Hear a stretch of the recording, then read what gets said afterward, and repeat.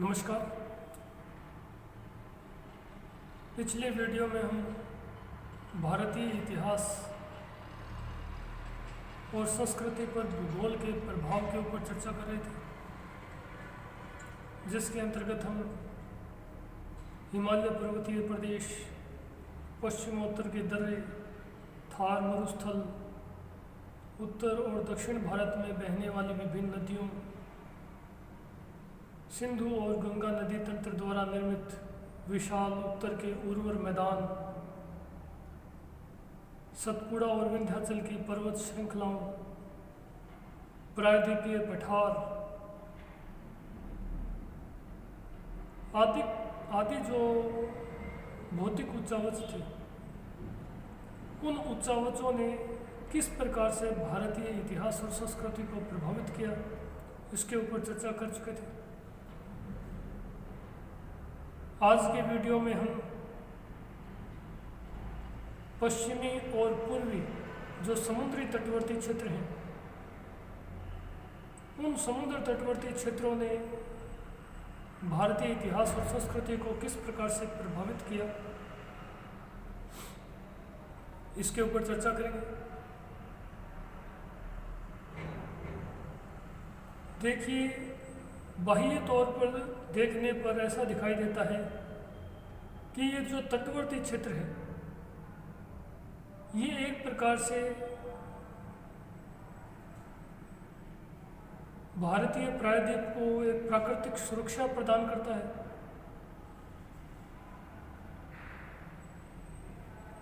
क्योंकि इसके निकटवर्ती क्षेत्र में दूसरी कोई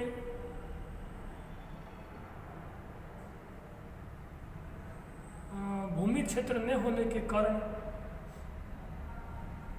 प्राचीन काल से ही इस क्षेत्र पर हवा आक्रमण की संभावना नगण्य रही। वहीं दूसरी ओर प्राचीन भारत के जितने भी प्रमुख बंदरगाह थे, वो इन्हीं तटवर्ती क्षेत्रों में है वो विकसित हुए। भारत के प्रायद्वीपीय भाग के पूर्वी और जो पश्चिमी तटवर्ती क्षेत्र हैं, जिन्हें कोरोमंडल, उत्कल, मालाबार, कोंकण आदि तटों के नाम से जाना जाता है, इन तटवर्ती क्षेत्रों में ही भारत के जो प्राचीनतम बंदरगाह हैं वो विकसित हुए। सिंधु घाटी सभ्यता से ही हमें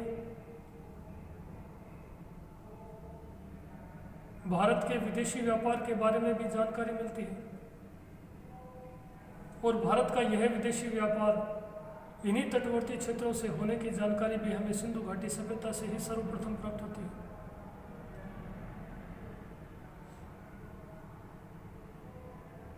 विदेशों के साथ भारत के व्यापारिक संबंधों में इन तटवर्ती क्षेत्रों ने महत्वपूर्ण भूमिका का निर्वहन किया है। इन तटवर्ती क्षेत्रों का भारत की न केवल अर्थव्यवस्था में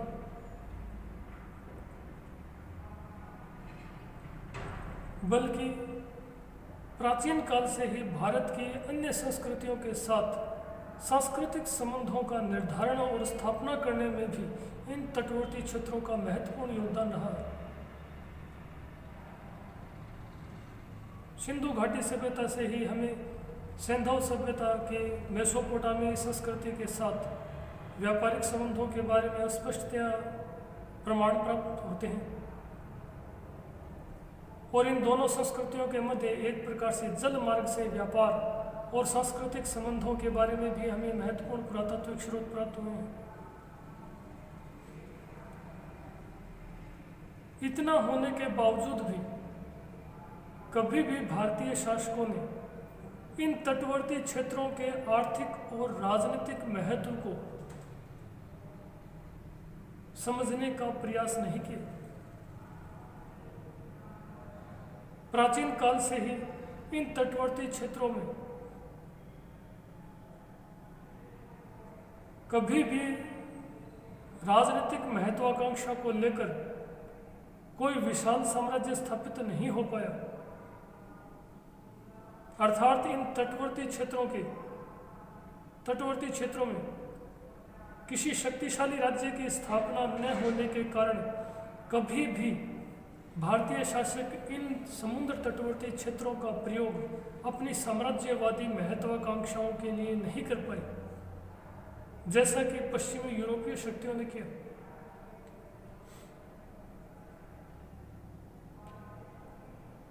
प्राचीन काल से ही इन तटवर्ती क्षेत्रों का और बंदरगाहों का भारत की व्यापारिक समृद्धि में वो महत्वपूर्ण योगदान रहा है। प्रथम शताब्दी ईस्वी में लिखित ग्रंथ पेरिप्लस ऑफ एरिथ्रियन सी से भी हमें इन दक्षिण भारतीय तटवर्ती बंदरगाहों के महत्व के बारे में स्पष्ट रूप से जानकारी मिलती है। प्रथम शताब्दी ईस्वी में दक्षिण भारतीय बंदरगाह कोरकई पुहार के निकट रोमन छावनी के साक्ष्य मिले हैं। वहाँ से रोमन सम्राट अगस्टस के सिक्के भी मिले हैं। बड़ी मात्रा में है वो रोमन मृद भांड भी मिले हैं, जिनसे दक्षिण भारतीय बंदरगाहों और तत्कालीन प्रथम शताब्दी ईस्वी के रोमन साम्राज्य के मध्य व्यापारिक संबंधों और सांस्कृतिक संबंधों की जानकारी मिलती है। लेकिन इतना होने के बावजूद भारतीय शासक कभी भी इन समुद्र तटवर्ती क्षेत्रों और बंदरगाहों के सामरिक महत्व को कभी भी गंभीरता से नहीं ले पाए। यूरोपीय शक्तियों के आगमन से पूर्व जितनी भी विदेशी शक्तियां आई वो स्थल मार्ग से ही आई थी। भारत में आधुनिक भारतीय इतिहास में पहली बार जब यूरोपीय शक्तियों का भारत में आगमन हुआ, जो कि एक व्यापारी के रूप में भारत में जिन्होंने प्रवेश किया, वो इन्हीं समुद्र तटवर्ती क्षेत्रों से ही भारत में प्रवेश किया।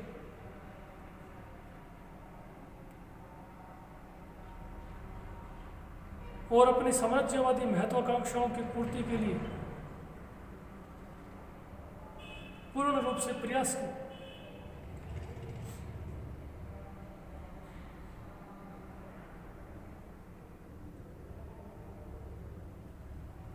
इस प्रकार जो भारत के पूर्वी और पश्चिमी समुद्र तटवर्ती क्षेत्र थे,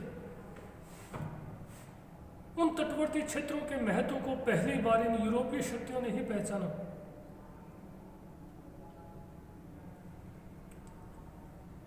और उन्होंने सर्वप्रथम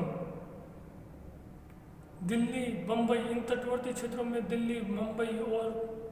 कोलकाता जैसी जो वर्तमान में भारतीय उपमहाद्वीप के विशाल महानगर माने जाते हैं,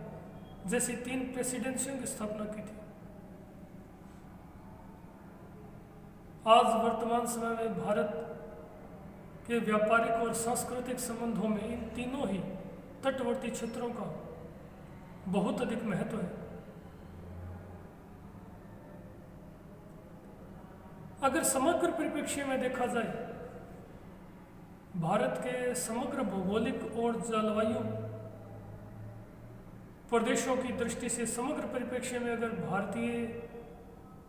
इतिहास और संस्कृति पर उसका प्रभाव देखा जाए, तो हम देखते हैं कि जहां उत्तर में हिमालय के विशाल पर्वत श्रृंखलाओं के कारण उत्तर की ओर से कभी भी विदेशी संपर्क नहीं हो पाया और भारत को स्वतंत्र रूप से अपना विकास करने का अवसर प्राप्त हुआ, वहीं दूसरी ओर दर्रों ने यद्यपि विदेशी संपर्क को संभव बनाया, लेकिन इन दर्रों के मध्य एशियाई प्रजातियों की उथल पुथल और इस्लामी संस्कृति के केंद्र दजला फरात क्षेत्र की मुख्य भूमि से हटकर होने के कारण, कहने का तात्पर्य यह है कि जहां उत्तर की ओर से हिमालय के विशाल पर्वतीय प्रदेश ने जहां एक ओर से भारत को विदेशी संपर्क से बचाए रखा, वहीं दूसरी ओर दर्रों के कारण इन तंग रास्तों से वो भारत का विदेशी संस्कृतियों के साथ संपर्क स्थापित हुआ। लेकिन इसके बावजूद इन दर्रों के मध्य एशियाई क्षेत्रों और इस्लामी संस्कृति के केंद्र दजला फरात वाले क्षेत्र की मुख्य जो भूमि थी उससे हटकर होने के कारण कभी भी मध्य एशियाई जो प्रजातियों की उथल पुथल थी और जो इस्लामी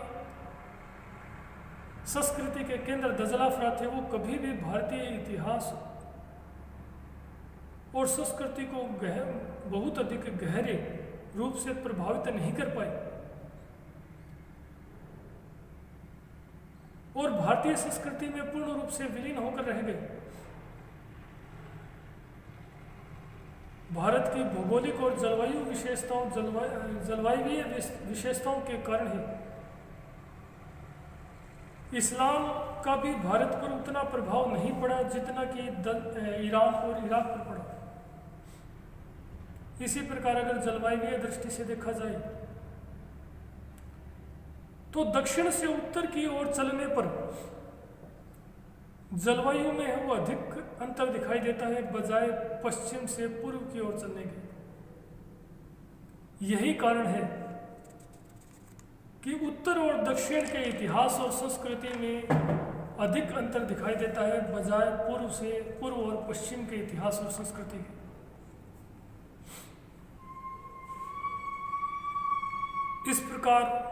इसी प्रकार देश के भिन्न भिन्न भौगोलिक परिस्थितियों ने भी देश के जो भिन्न भिन्न भाग हैं उन भिन्न भिन्न भागों में भिन्न भिन्न प्रकार की भौगोलिक और जलवायुवीय परिस्थितियों ने भी कभी भी समग्र देश में एकीकृत साम्राज्य की स्थापना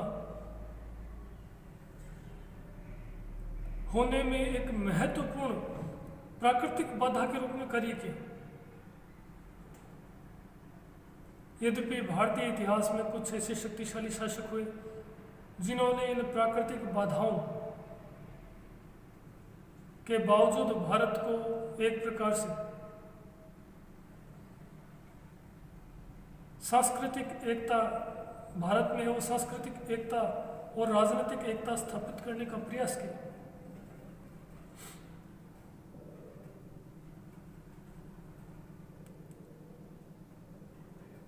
इस प्रकार पूर्व में हमने जो विवेचन किया है उससे स्पष्ट होता है कि भारत की जो भौगोलिक परिस्थितियां और जलवायुवीय परिस्थितियां हैं उन्होंने भारतीय इतिहास और संस्कृति को बहुत अधिक गहन रूप से प्रभावित किया है। धन्यवाद।